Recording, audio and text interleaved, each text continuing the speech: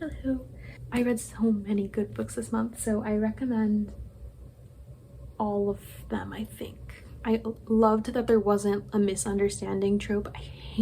I cannot express to you how much I hate the misunderstanding trope. Hi everyone, welcome back to my channel. Today I'm filming my July wrap-up.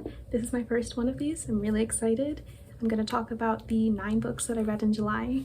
This was a really good reading month for me and probably my last good reading month, or hopefully second to last good reading month before school starts. So I read 9 books, 3 of them were audiobooks, and I discovered my new favorite book this month, and I tested out a new genre of book, so I'm really excited to share with you what I read. By the way, thank you so much for the support on my first video. It means so much to me that you all found something useful and new and informative in that video. I feel really strongly about the process of annotating and also making annotating work for you, not just, you know, the aesthetic book community that exists online, as much as I do love and participate in that community. I have some more annotation videos coming. They're in-depth videos about these different methods that I employ, and I have the first one coming out on Thursday, which is annotating the Master and Margarita with me.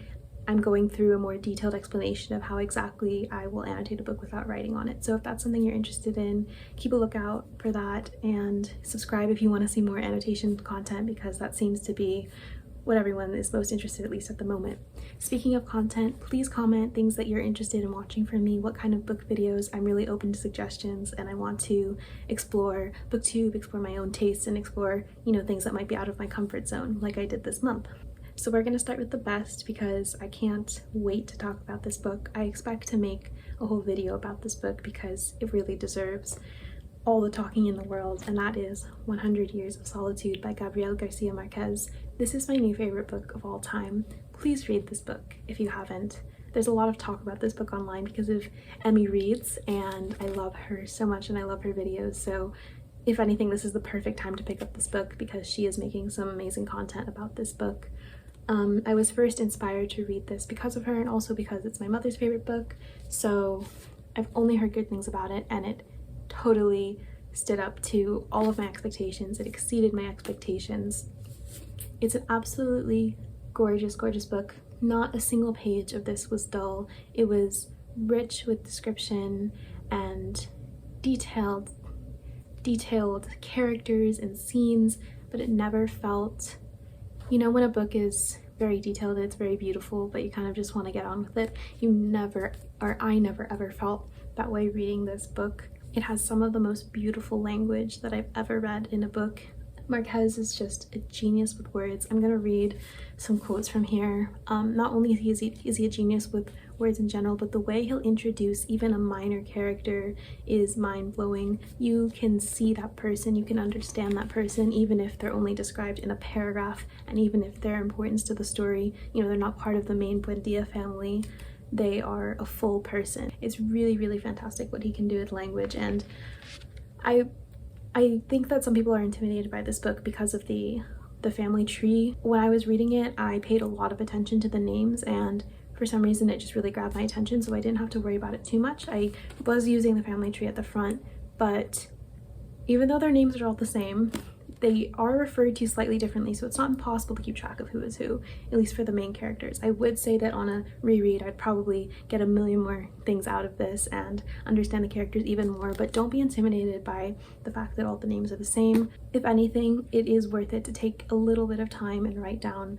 on the side the characters and a tiny little detail about them. José Arcadio Buendia, who is the patriarch, maybe just writing down patriarch, founder of Macondo, let's see, really into alchemy, even smaller things like quotes that relate to him. And after I read this line, I knew that I was gonna love this book. It's on page 4, and the patriarch, José Arcadio Buendia, is doing some magical experiments with the tools given to him by the gypsies, and he discovers that the earth is round. He says the earth is round like an orange. That's it. I don't know why when I read that, it just blew my mind. It was like an orange. Of course he would think that. It was just beautiful that this man who didn't know anything about, didn't have a formal education in science or math, but had a dedication for these tools that he was given, these scientific tools, was able to come up with the idea that the earth was round, and no one else, you know, thought this was true. No one else believed him,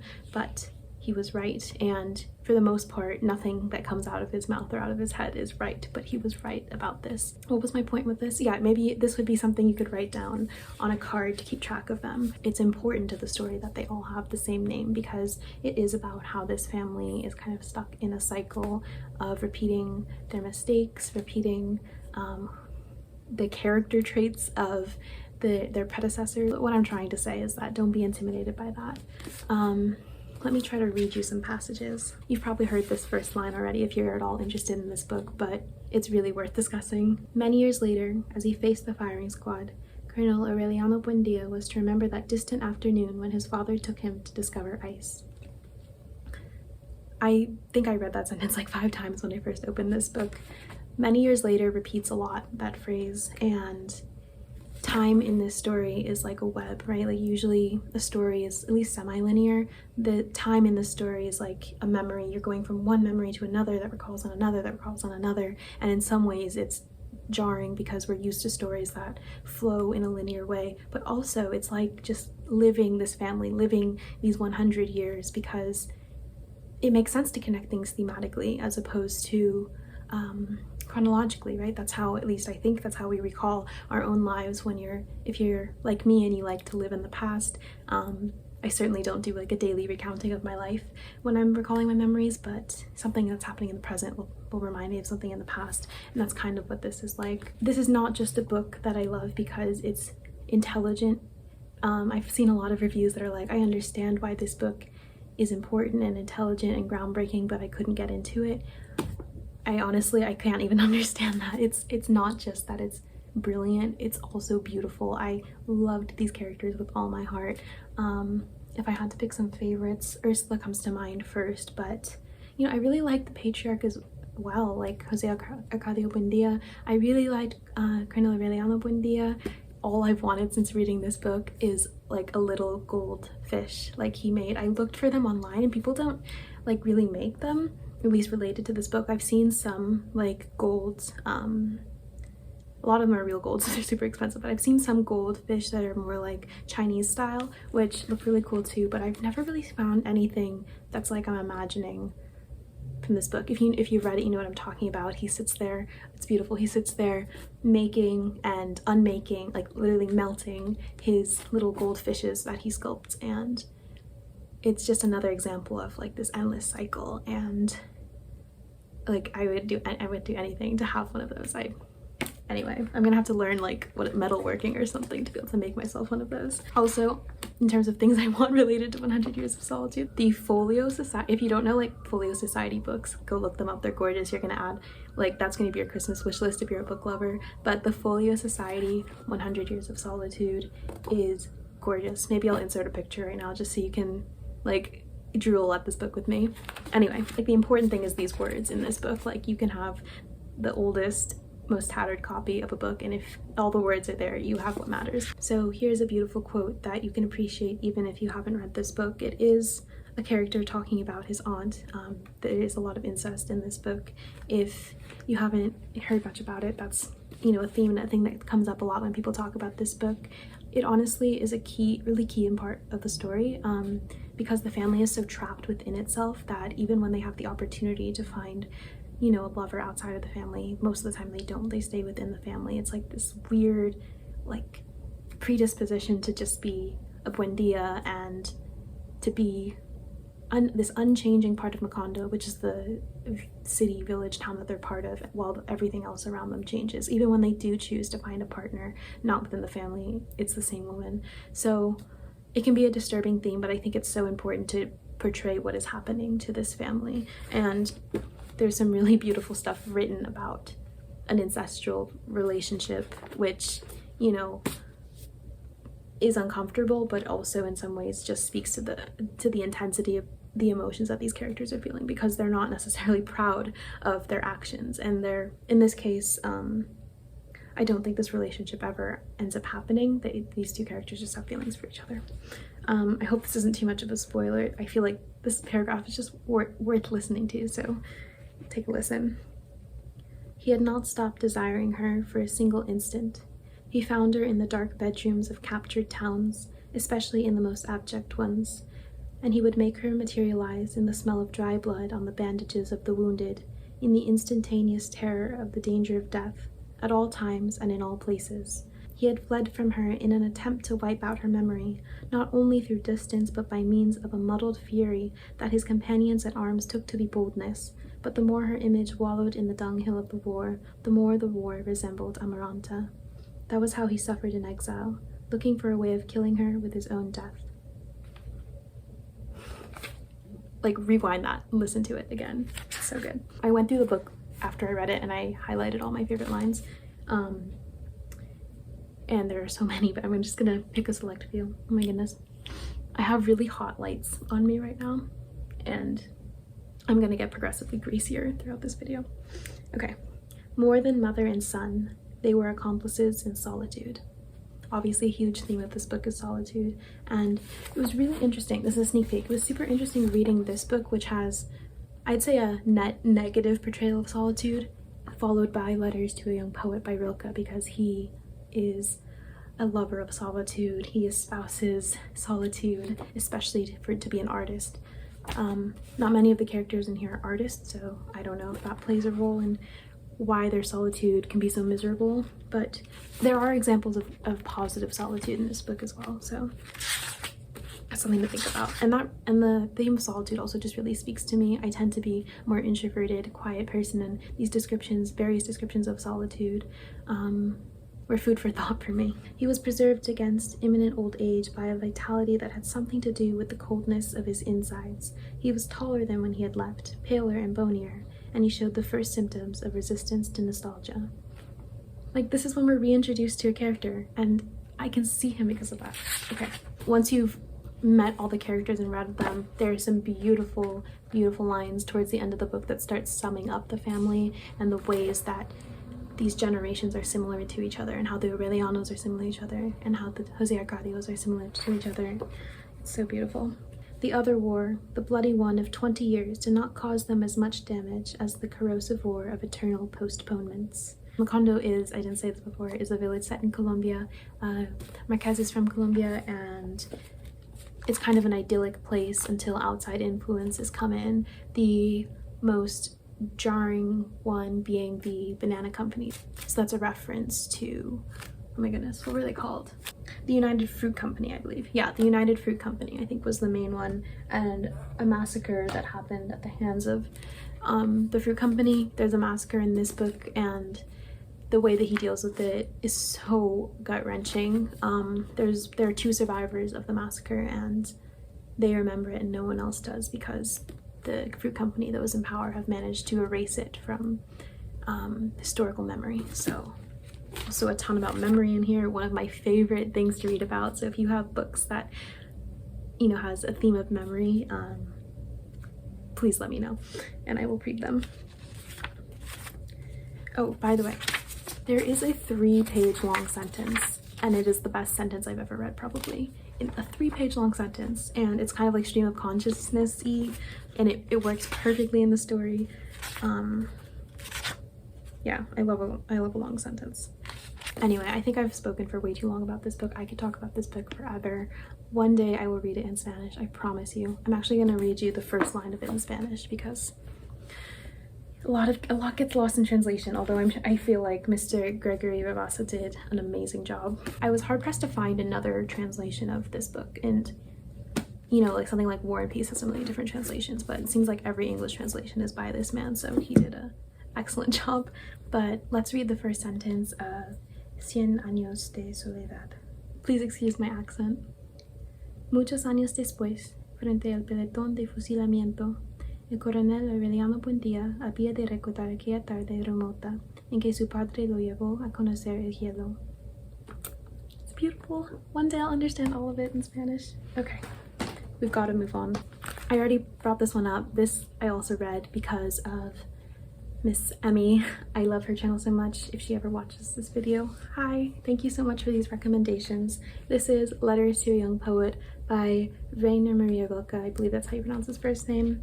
I loved this. I do not read nonfiction or letters, and this is a sign to continue reading nonfiction and letters. There was so much wonderful food for thought in this book. I will return to this book. I have started considering more artistic paths in terms of career paths, and this is perfect for anyone who loves literature and writing, even more so if you are thinking about being a writer. A lot of the letters focus on how you need to trust yourself and stop looking for outside opinions on your work. Rilke's gonna say it better than I can, so nobody can advise and help you. Nobody. There is only one single means. Go inside yourself. Discover the motive that bids you write. Examine whether it sends its roots down to the deepest places of your heart. Confess it to yourself whether you would have to die if writing were denied you. Would you have to die if writing were denied you? That is a question I'm going to continue to ask myself, because I haven't written a lot in general. Actually, I've written a surprisingly little amount for my college degree, and we're not going to get into that right now, but it's crazy. And I've never thought about it that way. How basically writing is a privilege, and don't bother writing something if it isn't absolutely necessary to you to write it. A work of art is good if it has grown out of necessity. The question of what makes good art is one that it seems impossible to answer and scares me when I try to think about it and try to come up with an answer. But so far I'm very open to Rilke's view on this. It's something I definitely want to keep thinking about. He also talks, like I said, a lot about solitude and how it's necessary in a struggle to be solitary. He connects to this book a lot because he doesn't pretend that solitude is easy, but he does say that it is extremely important, especially if you are to be an artist. And he talks about marriage and love, and about how solitude can be found within a relationship, which is something I was wondering when I was reading this. I was like, well, most people want to have a family, they want to have a partner. How does solitude fit into that? And basically not intruding on each other's solitude is an important part of love. And that can mean, I think that can take a lot of shapes and forms, but it's something that got me thinking. He also talked about young love and, its perils, which I found interesting. What else does he talk about a lot? I have so many notes on this. It's been a while. It's been like 2 weeks since I read it. He talks a little bit about God in one of the letters. It kind of went over my head, but I did like what he said. Oh, so I forgot to summarize this. Someone is, what's his name? Oh goodness. Herr Capus, I believe that's how you say it. He's the one writing to Rilke, and these are Rilke's letters in response. We don't get Capus's letters, we only get Rilke's, but you can kind of piece together what Capus possibly had written about. And it seems like his faith in God is somewhat shaken. So he says to him, ask yourself, dear Herr Capus, whether you have after all really lost God. Is it not much rather the case that you have never yet possessed him? What entitles you then to miss as if he had passed away, and to seek as if you were lost someone who has never been? So I feel like what he's saying here is that, well, first of all, how do you know that you ever had God? Why are you complaining about having lost him? And I guess that kind of speaks to a sense of entitlement, that people think that when things possibly aren't working out, that they had God before and now their life has been blown up and what has gone wrong, but maybe you still are in the process of finding God. I'm not very religious at all. It's something that I've wanted to explore more. His idea that we build God, we begin him, this kind of acknowledgement that God starts with people. Let's see, what did I write? I want to know more about this. Part of what makes believing in God so difficult is that I can't imagine him always existing, and I believe that humans construct religion.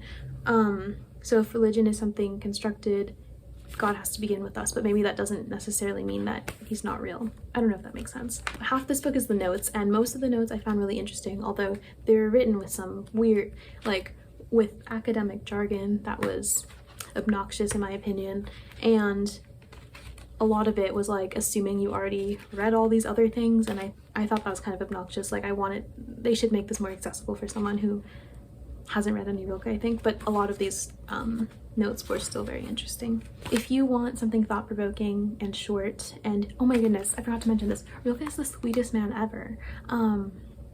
He is so gracious and kind and sweet with this man that he is speaking to. I wish I could have been his pen pal. He thanks him for his letters and for his work, and I've never seen such humility written in a letter, and like it's something I want to emulate. So I think there's a lot of stuff to be taken out of here, and it definitely is encouraging me to read more Rilke. So thank you so much for this recommendation, and I will be picking up more Rilke sometime in the future. Let's talk about Mouse by Art Spiegelman. This is a graphic, it's actually not a graphic novel, it's a graphic, I just heard Jack Edwards talk about this and that's why I'm thinking this. It's like a graphic memoir, biography, autobiography of Art Spiegelman and his father. His father was a Holocaust survivor, and I was expecting it to be mostly about his father, but the way that Art weaves himself into this story takes it to another level. It is already fantastic, and to take it that step further by including the more personal elements of the relationship between Art and his father and his mother and his stepmother, and even his relationship with, because this was written in 2 parts, the second half concerns his relationship with the success of the first part. It was genius. I was so not expecting that element, and let's just show you. It's really beautiful. It doesn't take too long to read. The actual issue for me was not going too fast, because you can read the words really fast and then kind of forget to really study the pictures. So when I read this again, I'm going to take it slower and really examine each drawing, because someone has poured he has poured his love and time into these drawings, so I want to appreciate them more next time. There's one line that spoke to me more than anything. So he is sitting with his therapist in the office. Okay, well, the therapist says, "You think it's admirable to survive. Does that mean it's not admirable to not survive? I think I see what you mean. It's as if life equals winning, so death equals losing." The therapist says, "Yes, life always takes the side of life, and somehow the victims are blamed. But it wasn't the best people who survived, nor did the best ones die. It was random." The idea that we equate life with winning and death with losing just does not work in the case, in a situation like this with the Holocaust. And I think it's so important that he touches on that towards the end of the book. I love the nuanced picture we got of his father. I still loved his father so much when I was reading this, but we see how he's kind of a grumpy old man now.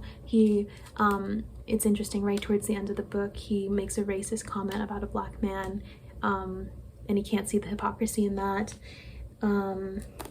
What else? We see his mean-spiritedness towards his second wife and her kind of mean-spiritedness back to him, and the strained relationship between him and his son, yet he is also, you can tell how much he cares for his son.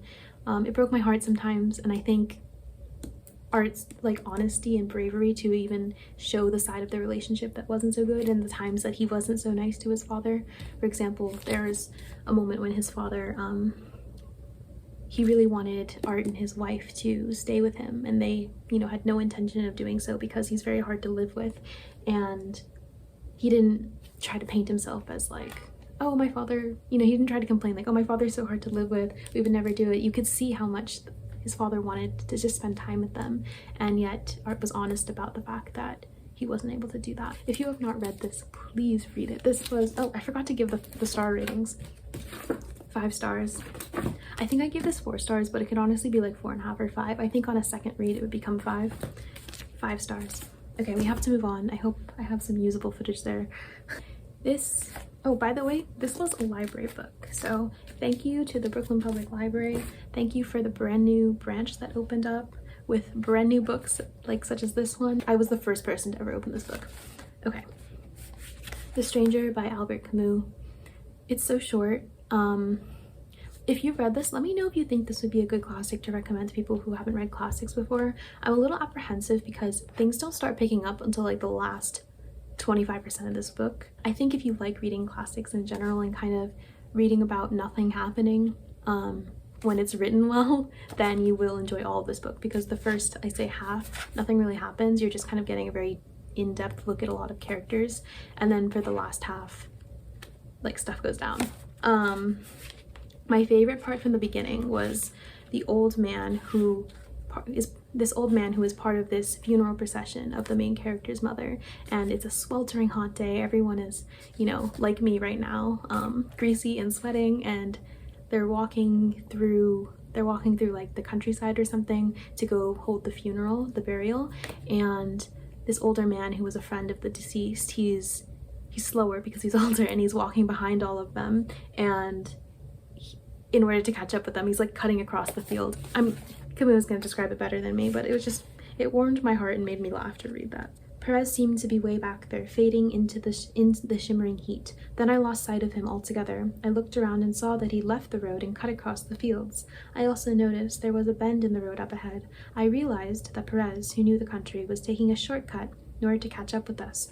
By the time we rounded the bend, he was back with us. Then we lost him again. He set off across the country once more, and so it went on. I could feel the blood pounding in my temples. He ends up fainting later, which is unfortunate. I think he's okay. But yeah, the imagery, I just found it really endearing, of this old man trying to keep up with this funeral procession, having to cut across the field and losing them each time. This is, I believe, a work like inspired by, or a work of existentialism, if that's the right way you say this, which I haven't read much philosophy or studied much philosophy, but a lot of interesting questions were raised by this. Let me go get my book that has some comments on this. I talked about this, I believe, in my annotation video. I keep a notebook of my observations of the things I read. So one thing I thought a lot about in this book is, do I hate this main character, or do I love him or like him or pity him or what? I don't think I ever came to a conclusion on that. He's a very passive character. He lets the world happen to him, so it's hard to make a judgment on what exactly I think of him. I believe it's narrated in the first person, which of course can lead to, it is, unreliable narrators. I got some like Humbert vibes, nothing as disgusting as Humbert, but in terms of the I don't trust your narration because you're the one writing it and you committed a crime aspect, which is a lot of it, definitely reminded me of Humbert from Lolita. There was a really interesting quotes about the justice system and about the dehumanization and desensitization that goes on with people who are a part of it. Let me see some quotes that I saved. By the way, I have a bookstagram account where I post a lot of my thoughts on the books that I'm reading, so if you want like a sneak peek at some of my thoughts, you can follow me on there, as well as like pictures of my annotations, pictures of my books, pictures of my cats, so go follow that if you're interested in that. Let's see. Okay. All I care about right now is escaping the machinery of justice, seeing if there's any way out of the inevitable. The condemned man was forced into a kind of moral collaboration. I believe he says this when he's in the courtroom, and it's kind of like the way that they're twisting his words, as lawyers do, right, is shocking to him. He's kind of like, at least he makes it seem like he is a very like straightforward guy. I was wondering if he was on like the autism spectrum, because he didn't really seem to understand like a lot of the social cues going on around him, and the idea that he had to lie, or at least bend the truth to hopefully have a favorable outcome at his trial, like didn't seem like an option to him. Perhaps that's something that makes him likable because he's so straightforward. On the other hand, it was like, advocate for yourself here, like help yourself out a bit. If you want to win this trial, you got to try a little harder. It is a good point that it was kind of his trial, it wasn't going to work out with him no matter what, because the whole system is messed up anyway. Another example of characters where I felt moral ambiguity was with the man who I can't remember his name, who abuses his dog. I hated this guy when I first read about him because he was abusing his dog, and then his dog, I think, gets lost and he's just heartbroken. He talks about how he has cared for the dog and loved the dog despite also abusing it, and I really felt bad for the man. And then I thought, there's this other character, another man who does the same thing to a woman, and he abuses her, and he doesn't ever say he loves her, but even if that man came running to the narrator and said, oh my goodness, I love her so much, and just wrote a million beautiful things, I don't think I could ever feel bad for him or forgive him for what he did to his girlfriend or whatever she was. And that made me wonder, that made me really think and question the way that I interpret these people, because on one hand I was able to forgive a man who did something, who abused his dog, but I wouldn't be able to forgive a man who did it to a woman. So is it just because the difference between a dog and a human is like that, or am I being inconsistent here? Like I was saying, if just read the ending for some beautiful writing and also some really profound thoughts that like I've been saying over and over, seem to have gone above my head. I might just like reread the ending again at some point, because I feel like that's where a lot of the philosophy comes in the last scene. It's like a crescendo, because it's so slow in my opinion up until the last couple pages, where it like explodes with emotion literally and philosophy. So if you're interested in some beautiful writing that is different than most classics, because it's like, it's pithy, is that the word? Like short, I think. Let's make sure that's a word. Yeah, okay. The writing is pithy, which I really enjoyed, which does make it easier, but it is kind of like, okay, learning a lot about this man, learning a lot about his girlfriend and his weird neighbors, like what's going on. Even when he does commit his crime, I found it kind of confusing, like what actually happened. It wasn't like a big scene. So if you've read this, give me your thoughts. Do you think this is a good book for beginners getting into classics, or is it too meh until the ending? I don't know. It wasn't meh in my opinion though. I gave this 5 stars. I read it in one day. I read Jennifer Egan's A Visit from the Goon Squad. This won the Pulitzer a couple years ago. It was really, really good. I believe I gave this 4 stars. It is a series of interconnected stories. There is a PowerPoint chapter, if that interests you. It reminded me a lot of Cloud Atlas by David Mitchell, which I have. Oh wait, no, it's up here now. It's up there. I'm not gonna bother getting it down. But the story within a story thing, at this point, if you've watched in my videos, I believe you know that I really like those. The characters were very deep and portrayed really beautifully. There were, I think it was really creative the way that she connected the stories. One thing that I absolutely hate about this book, and it's really minor and it shouldn't matter at all, was in the last chapter, this weird text language that they were using. I don't know if, I think it was in 2010 that this book was written. I don't know if in 2010 like the future of texting looked like it was going to be like this, but this is supposedly how people in 2022 or 2021 are going to be texting, with these weird omissions of, here's another example if you can see it, with these weird omissions of vowels and using numbers and like crazily abbreviating. I don't know about you, but I just text like I talk, with lowercase and then just with lowercase letters.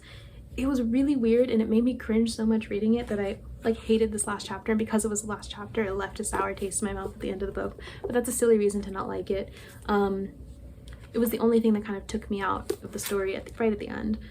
My favorite section was the safari section. It nearly broke my heart with the relationship between this man and his 2 children. And I believe her more recent book, like Candy House is like a continuation of this, so I'm going to be interested in reading that. If you want something creative, if you want something really pretty accessible to read because it's modern, and you like shorter stories, interconnected stories, this is good for you. I will say stick through the first 2 chapters. They're really good. It's just if you find it disjointing to switch narrators, which I do, and kind of frustrating, just power through it because it all comes together and it's worth it in the end. Also if you love New York, this has a lot of New York in it. I think it also has some LA. If you like music, this has a lot of music in it. What else? If you like the idea of reading about a man fishing in the East River, then read this. What are some other fun things that happen? Oh, one man in here literally eats gold flakes, and his son tries them. It's a weird and sweet moment. I'm being very general at this point. Again, if you're interested in reading a chapter entirely made of PowerPoints, then try this out. So yeah, I gave this, I believe, 4 stars, possibly a 4.5 star read. It was really good. I don't think it is as good as Cloud Atlas, but what can you do? I really do recommend this. Okay. I read this, I just finished this, Never Let Me Go by Kazuo Ishiguro. This was really good. It was not what I was expecting at all. I didn't know what I was expecting, but it was, as soon as I read the first couple pages, I was like, wait, is this a dystopia? Like, what's going on? I guess what makes good dystopia is that only one little thing is off about the world, so everything else is so believable that it's even creepier that way, right? Like complete fantasy, you have to, I mean, I love fantasy, but you have to completely rewrite your view of the world. But with something like this, it's creepy and creepier as you're reading it. Like, what is the link that's making this world just that tiny bit off? I don't know if I want to spoil what exactly is off with this world because it doesn't come until later into the book, so I don't think I'm gonna say it. But if you like books about memory, this is for you. If you like something a little bit like slightly disturbing, then this is for you, because it never felt like something extremely sinister was going on, but it was just weird, if that makes sense. If you want to be really attached to characters, then this is for you. Oh my goodness, the way that the friendship between the two female characters is portrayed is really realistic, I think. It reminds me a lot of the friendship between, what are their names, Leela and Lenu in My Brilliant Friend. I haven't read that in a while, but the weird power imbalance in the relationship reminded me of that. There is a bit of a love triangle. I didn't cry at the end, I don't think, but I feel like it has the potential to make you cry at the end. So if you want a book that does that, by the way, this is like a movie cover edition, and I hate movie cover editions. It's not the worst one I've seen, but just throwing that out there. If you're gonna judge this book by its cover, look up the other cover because it's nicer.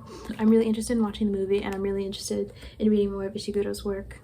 I gave this book 4 stars. I think what made it not a 5-star read, I was just always left expecting more, and I feel like that might be my fault somehow because I went in with some weird expectation that I can't even describe to you. Anyway, yes, so this is Never Let Me Go, another highly recommended book. How many times am I gonna say that? Okay, we're on to the last 2 books, and I'm grouping them together because in my mind they go together. They were 3 audiobooks. I listened to these while I picked up the new hobby of crocheting. I made two whole crochet tops while listening to these 3 books, or I think maybe the last 2 books. So the first one was, I'm just gonna put it up on the screen because I obviously don't have the physical book, was Book Lovers by Emily Henry. This was my second Emily Henry novel. I also read, I don't need to get it out. I also read People We Meet on Vacation. So the reason I even was reading this in the first place was that I was in a bookstore with a friend a couple months ago, and I saw the romance section, and I was like, I want to know what it's all about. I've seen so much about these books, you know, on TikTok, YouTube, stuff like that, and I dared him to pick out one of those books for me, and he did, and I read it on the train, and I was pleasantly surprised because it was a very entertaining story. I don't think Henry's writing is anything special, and that's made me think that all of the writing in the contemporary romance genre can't be too special because I think that she's regarded as one of the better writers. Sorry if that sounds really mean. I don't think that her writing is anything, like, it's not about the prose in those books, it's about having an entertaining story, which is why they're perfect as audiobooks. I was intrigued enough to get the audiobook of Book Lovers because the preview of Book Lovers was actually in the back of this book, which intrigued me enough for me to get it. And Book Lovers I liked more. I gave People We Meet on Vacation 3 stars. I gave Book Lovers 4 stars because it made me want to be a book editor. Like, no lie, I was reading that and I was like, I think I found my new career. I loved that there wasn't a misunderstanding trope. I cannot express to you how much I hate the misunderstanding trope in romance, and there wasn't one in this, so that like instantly bumped it up for me. A lot of the stuff, like not a lot, too much of the book still made me cringe, like the dialogue between her and her sister trying to be like, I don't know, trying to sound realistic and young and fresh when like no one would actually talk like that. Which is, I think, a problem with the genre in general. I think it tries too hard to be like quirky in that way, if that makes sense. But I did like the relationship between her and her sister a lot, and the fact that it didn't have the misunderstanding trope and the fact that it was about books made it better for me. So I would highly recommend that as if you're gonna like, if you have, you know, credits on Audible, or if you probably can't get it at the library right now because everyone wants it, but at some point listening to it as an audiobook, it's really good, and I like the narrator a lot. Okay, in a similar vein, I wanted to know what Colleen Hoover was all about. So I went on Goodreads, and her most rated book is It Ends With Us. So I got the audiobook of that, and I was so not into it at the beginning because I was like, this is just another stupid romance novel. And I think her writing was even less impressive to me than Emily Henry's, but then it was not about that at all.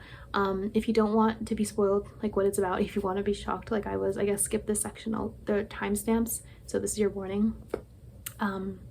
But it turned out to be an extremely, in my opinion, important story about domestic violence.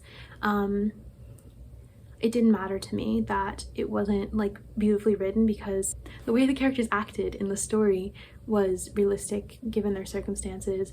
There were really cringy parts, like the whole Ellen thing and the just keep swimming, like made me cringe every time that I heard it. But I was so not expecting the storyline to go how it did. I thought there was going to be a weird love triangle between, I think his name is Atlas and, oh, Ryle. Okay, Ryle, is that a real name? Anyway, between the main character, what, Lily? I think her name is Atlas and Ryle. I thought it was going to be a stupid love triangle. I was like gonna DNF it.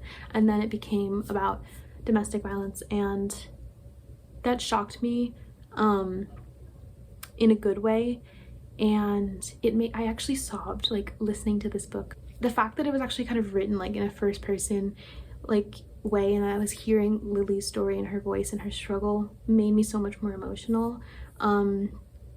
It might also have appealed to me more just as like a younger woman and relating to a young female character, and maybe that's why I got so emotional too. But it was such a pleasant is the wrong word, but it was such a pleasant surprise to have this book have this meaning. It is not subtle in any way, right? Like there are probably other stories that are well written and that'll make you feel the same things and even more about what happens in an abusive relationship. But the fact that it's basically turning the romance novel trope on its whole genre on its head and showing something so sinister about what can happen in a romance, I thought was really important.